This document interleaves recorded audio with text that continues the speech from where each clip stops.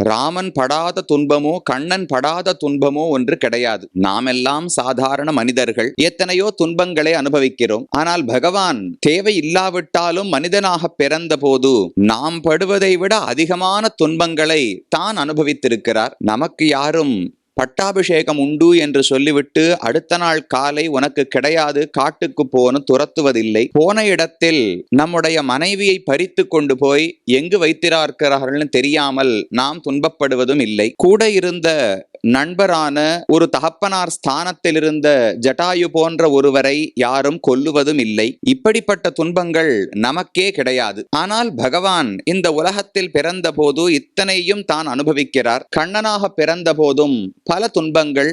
மேலோட்டமாக பார்த்தால் கண்ணனுக்கு என்ன துன்பம்? ஆனந்தமாக 10 ஆண்டுகள் கோகுலத்தில் இருந்தார். பிறகு மதுரைக்கு சென்று அங்கு சில காலம் இருந்தார். தன்னுடைய மக்களோடு துவாரகைக்கு போய் புதிய பட்டணம் கட்டிக்கொண்டு அங்கு ஆனந்தமாக இருந்தார் என்று எல்லாமே நன்றாக இருப்பது போல் தோன்றும். ஆனா கண்ணனின் வாழ்க்கையிலும் எத்தனையோ துயரங்கள் உண்டு. பிறந்த போது அதை கொண்டாடுவதற்கான வசதி கூட தாய் தந்தையருக்கு கிடையாது. நமக்கு ஒரு குழந்தை பிறந்தாலே அண்ட வீடு எதிர் வீடு அனைவரிடத்திலும் சென்று ஒரு சர்க்கரையை கொடுத்து கல்கண்ட கொடுத்து நல்ல சோபனம் சொல்லுகிறோம். ஆனால் வசுதேவர் இப்பேற்பட்ட கண்ணனை பெற்ற போதும் கம்சனுக்கு பயந்து போனபடியால் ஒருவரிடத்திலும் செய்தியை சொல்ல முடியவில்லை. கண்ணனை மறைத்து ஒரே நாள் இரவிலே கோகுலத்துக்கு கொண்டு போய் விட்டார். ஒருத்தி மகனாய் பிறந்து ஓரிரவில் ஒருத்தி மகனாய் ஒளித்து வளர என்று ஆண்டாளுடைய பாசுரம். எந்த இரவு கண்ணன் பிறந்தானோ அதே இரவு வேறு இடத்துக்கு மாற்றப்பட்டார். அப்ப பிறந்த இடத்திலும் நிரந்தரமாக சில நாட்கள் இருக்க முடியவில்லை. அடுத்து கோகுலத்துக்கு போனால்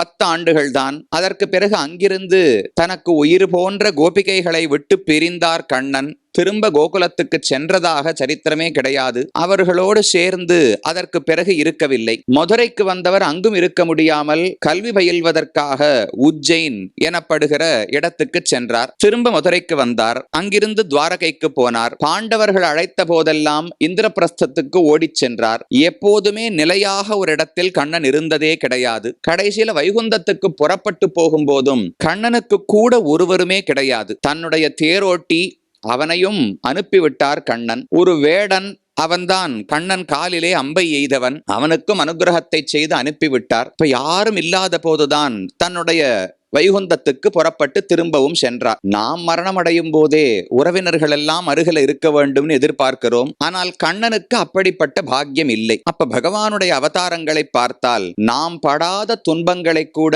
அவர் இந்த உலகத்திலே அனுபவிக்கிறார்.